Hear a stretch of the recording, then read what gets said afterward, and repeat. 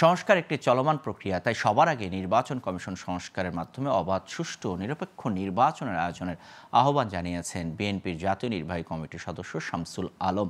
বিকালে চট্টগ্রাম নগরীর কাজীর দেউরি এলাকায় 500 শীতার্থীর মাঝে শীতবস্ত্র বিতরণ অনুষ্ঠানে তিনি এই আহ্বান জানান। তিনি বলেন, ভোট জনগণের নাগরিক অধিকার, এই অধিকার ক্ষুণ্ণ হয়েছে দীর্ঘ সময় ধরে, তাই এখন আর সময়ক্ষেপণ না করে জনগণের ভোটাধিকার ব্যবস্থা নিতে হবে অন্তর্বর্তী সরকারকে।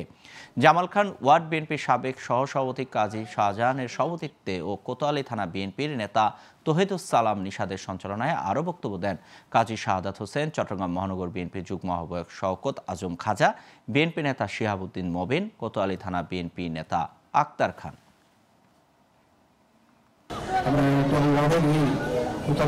আজকে এই জনসংখ্যা আমরা শুরু করেছি, পর্যটনে আমরা আরো আমাদের ওয়ার্ডগুলো সেগুলো